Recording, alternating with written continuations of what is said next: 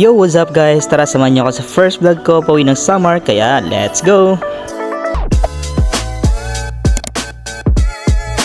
So yun na nga guys, papunta kami ngayon sa terminal ng DLTV sa May Pasay. Actually guys, doon kami sasakay at naka-schedule kami ng 12:30 PM. At kita nyo naman guys, sobrang aga pa niyan pero napakainit na. And by the way guys, kaya pala ako ng summer kasi mag-fiesta sa amin. Iba kasi talaga guys pag fiesta sa probinsya, sobrang mag-e-enjoy ka talaga. And after ng ilang oras, kitang-kita ko na ang terminal ng DLTV. And super excited na talaga ako guys sa makauwi sa amin. Kasi naman guys, last year di ako nakauwi. And after 2 hours nga pala guys, dumating na yung bus. Kaya ayan, pinagsasalpak na ni kuya mga bagay namin. At kita nyo naman guys, yung iba naming mga dala. Karamihan dyan puro mga pasalubong. Kala mo talaga daming pera no? Pero di rin kasi maiwasan minsan guys ang magdala ng pasalubong. Lalo na kung andun yung parents mo, kamag-anak mo. Kahit nga minsan yung mga marites dyan sa inyo, binibigyan nyo pa, di ba? At eto na nga guys, tama na nga ang kwentuhan. At exactly 4:15 AM ay nakarating na pala kami sa port ng Matnog. And after 1.5 hours siguro guys, pinalabas na kami sa waiting area para sumakay na ng barko.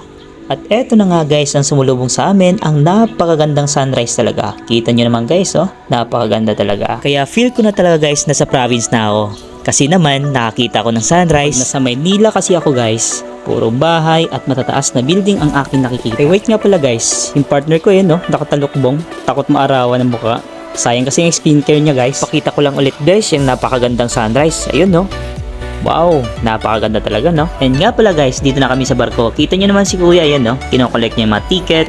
Kung sa bus may ticket, ganun din sa barko may ticket. At eto nga guys, yung mga barko na nakikita nyo, yan yung mga sinasakyan namin from Matnog to Allen. At ang pangalan pala ng barkong sinakyan namin pala guys ay Montenegro. Actually, may iba't ibang barko dyan guys. And after 1 hour and 45 minutes siguro guys, nakarating na kami dito sa port ng Allen. Kita nyo naman guys oh. Ayan na si ate, nagmamadali, hinahanap niya yung bus na sinakyan nila.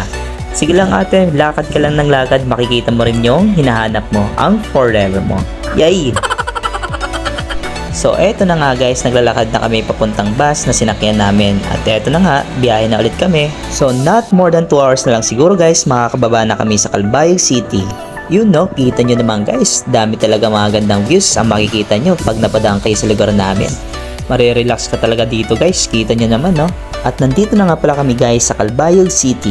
At yung area na yan guys ay Nihaga Park. Naalala ko tuloy guys na nag-aaral pa ako sa college. Kasi naman guys, dyan sa Nihaga Park, unang beses na nakakain ako ng balot. At eto na nga guys, papunta kami ngayon sa pantalan ng Calbayog kasi doon kami sasakay ng bangka papunta sa lugar namin. Kasi naman guys, island pa yun yung aming uuwian. Kaya ang sarap sa feeling guys, kahit minsan man lang nakakauwi tayo sa mga province natin no. Nga pala guys, gusto ko lang batiin yung mga kaibigan ko at batchmate ko dito sa Calbayog. And syempre, yung mga katrabaho ko sa Jollibee. Ayun no. Kasi naman guys, habang nag-aaral ako ay nag-part-time muna ako sa Jollibee. Kaya nagpapasalamat talaga ako guys, nakapag-part-time job ako sa Jollibee. Isa ito sa mga nakatulong sa akin para makapagtapos ako sa pag-aaral. Nga pala guys, hinahanap namin yung bangkang sasakyan namin kung saan nag-park saan dumaong. Shoutout kay Manong Driver, yun no, naka-shades pa. Kagaya sa akin pala. At yun na nga guys, nakasakay na kami ng bangka. Kung tawagin sa amin ay pasaherosan. Ganito pala guys ang pwestuhan namin kapag nakasakay ka dito sa bangka. At yun na nga guys, dumating na ibang pasahero at aasahan mo talaga guys maraming sasakay kasi magpe-fiesta sa amin.